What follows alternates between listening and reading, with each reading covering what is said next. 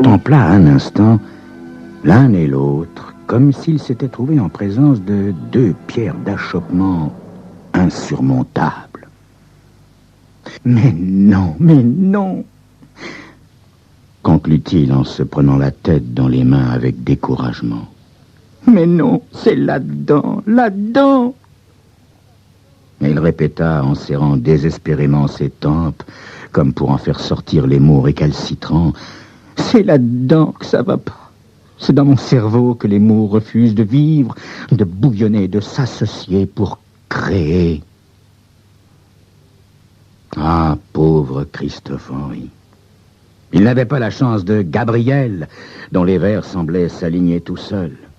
Mes pensées sont pareilles à des étincelles et mes poèmes semblables à du feu, affirmait cet imbuvable fanfaron en vantant son génie à qui voulait l'entendre. Et Dieu sait s'il trouvait des oreilles complaisantes depuis que les augures l'avaient désigné comme l'un des plus grands noms à venir de la poésie moderne. Pourtant, se dit Christophe, pourtant je le vaux bien. Je vaux mieux que lui. Ma poésie est faite pour durer. Je suis certain que mon nom ne tombera pas dans l'oubli. Il jeta un coup d'œil à la pendule. Presque minuit. Et Suzanne, qui avait promis de venir à 10 heures. Oh, Suzanne. Pourquoi n'est-elle pas venue? Habituellement, elle s'empressait d'accourir, toute heureuse de l'entendre lire ses poèmes. Dès qu'il s'arrêtait, elle applaudissait doucement et répétait quelques vers qui lui avaient particulièrement plu. Et lui, la tête modestement baissée, se laissait embrasser, le cœur rempli de joie et de fierté. Mais ce soir, elle n'était pas venue. À bien y réfléchir, elle n'était pas venue depuis 8 jours. 8 jours, mon Dieu. Qu'avait-elle dit déjà la dernière fois au sujet d'une de ses métaphores? Oh, mais c'est délicieux, Christophe. C'est presque digne de Gabriel. Il avait cru alors qu'elle voulait plaisanter. À présent, il se rendait compte qu'elle parlait sérieusement. Oui, elle le pensait vraiment. Christophe se leva, passa une écharpe autour de son cou et descendit hâtivement les 3 étages de sa maison. Les bouts effilochés de son écharpe lui battaient dans le dos, tandis qu'il avançait d'un pas rapide le long des ruelles très animées. Il était dans un tel état d'agitation qu'il n'entendait même pas les saluts des amis qu'il croisait. Il savait où était Suzanne, mais il gardait encore l'espoir de ne pas la trouver là. Presque en courant, il traversa la rue, les yeux fixés sur la porte du Chat Noir.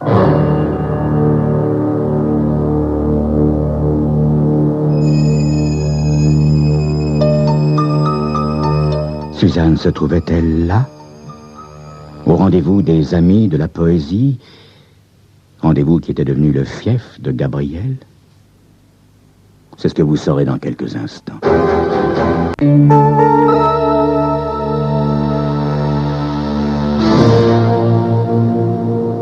La première chose qu'il vit en ouvrant la porte du café, ce fut Gabriel.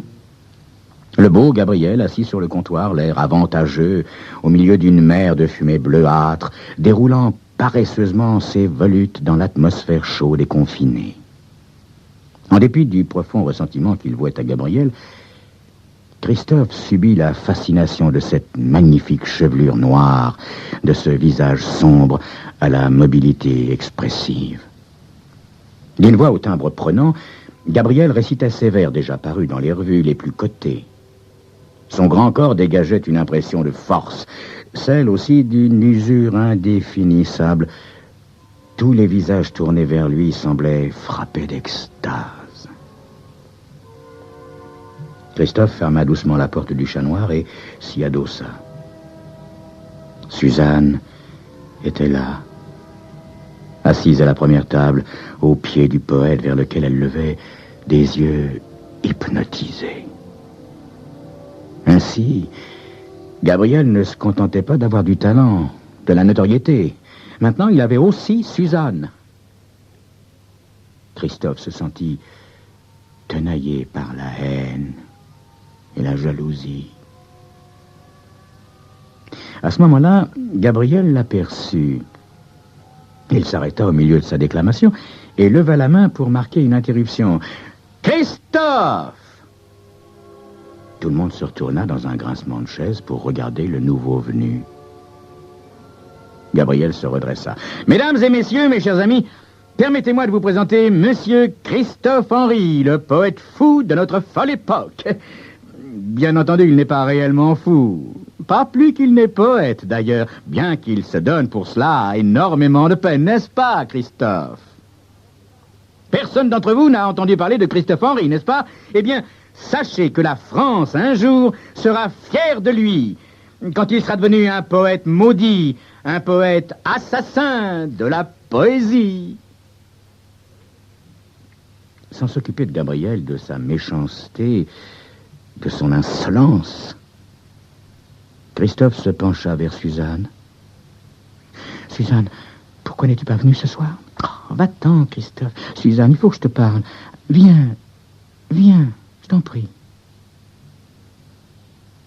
Elle se leva et gagna la porte, louvoyant entre les tables et les chaises. Elle suivit Christophe. Quand ils furent sur le trottoir, elle se retourna d'un geste brusque. « Bon, alors, qu'est-ce que tu me veux? Tu ne vois pas que tu as interrompu Gabriel? » « Comment? J'ai interrompu Gabriel, mais enfin, Suzanne, est-ce si épouvantable? Aurais-je commis un péché mortel? » « Mais comment, Christophe? Tu ne sais donc pas? Tu n'as pas lu les dernières critiques du dernier recueil de Gabriel? » « Non, Suzanne, non, j'avoue, je n'ai pas lu les dernières... »« Eh bien, lis-les! Tu verras ce qu'elles disent. » Et qu'est-ce qu'elles disent, Suzanne? C'est critique. Elles disent que Gabriel est un génie, Christophe. Un génie. Qu'on n'a pas vu de talent comparable depuis Arthur Rimbaud, tu entends? Un des critiques affirme qu'avec ce livre, il a conquis l'immortalité. Christophe, abasourdi, fixait la jeune fille.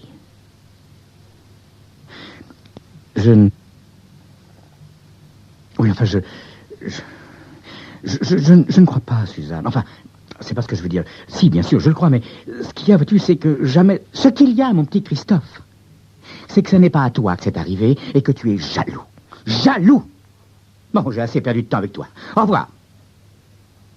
Suzanne tourna les talons et retourna au chat noir. Demeuré seul, Christophe regarda longuement Gabriel à travers la vitre. Il a conquis l'immortalité. Que n'aurait-il donné, Christophe, pour entendre les critiques s'exprimer ainsi à propos de lui, à propos de son œuvre, pour être l'auteur de vers impérissables, pour pouvoir se dire que les générations futures se souviendraient de son nom, le conserveraient vivant dans leur mémoire. Et voilà que ce sort était dévolu à Gabriel. Immobile sur le trottoir, les yeux fixés sur son rival, Christophe se sentit horriblement seul, désespérément abandonné. Dire que lorsque tous ces gens dans le café seraient morts, celui-là serait le seul dont on continuerait à parler? Comme tout ça est injuste. Il s'éloigna lentement, les poings serrés dans ses poches, le cœur éteint de souffrance et d'envie, comme si Gabriel s'était emparé de quelque chose qui lui revenait de droit à lui, comme si Gabriel l'avait dépouillé, l'avait volé. Il reprit le chemin de sa mansarde. Cette fois, l'ascension des vieilles marches gémissantes lui parut interminable. Arrivé près de l'unique fenêtre de sa mansarde, il laissa tomber son regard dans les rues étroites, où les globes électriques paraissaient diffuser moins de lumière que d'ombre et de tristesse. Il resta un long moment regardant les rues se vider de passants, les lumières s'éteindre l'une après l'autre. Puis, il retourna à son petit bureau et contempla son poème inachevé. Il voulut reprendre son crayon, mais celui-ci lui parut aussi dérisoire qu'un fétu de paille.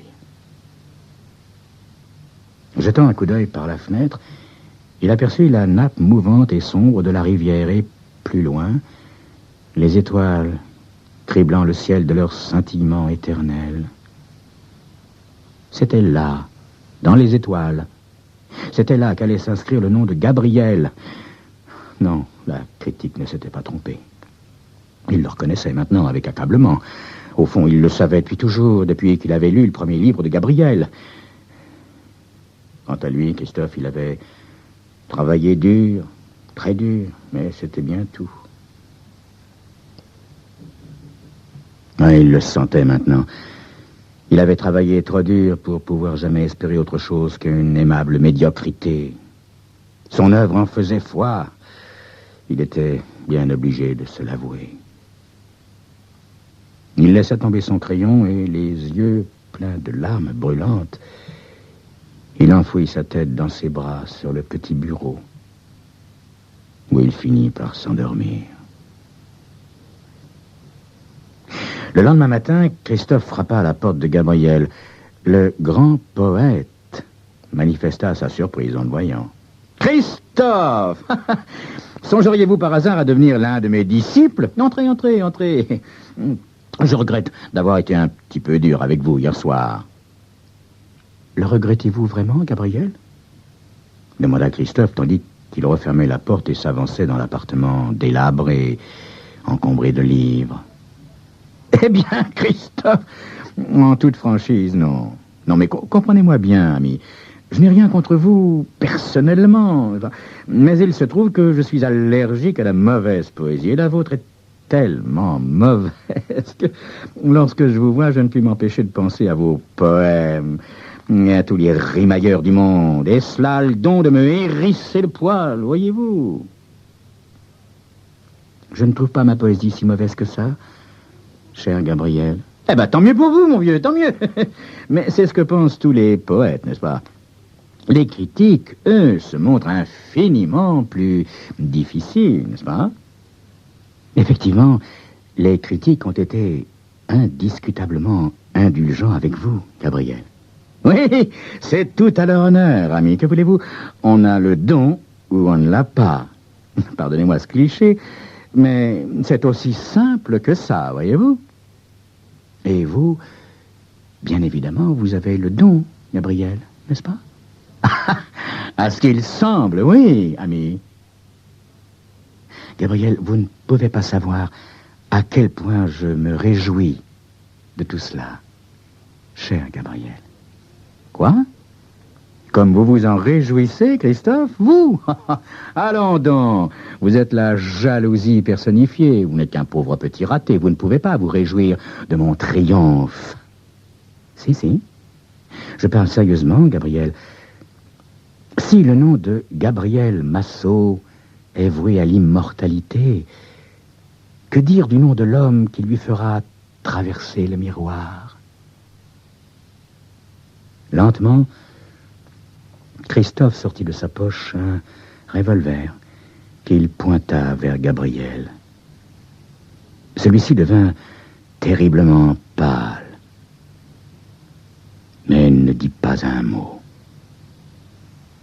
« Cher Gabriel, vous allez m'emmener avec vous, n'est-ce pas? Vous allez m'emmener à travers le miroir, vers les étoiles, vers l'immortalité, n'est-ce pas? » La mort et l'immortalité tonnèrent simultanément. Jaillit du revolver de Christophe Henry, le poète maudit, le poète assassin.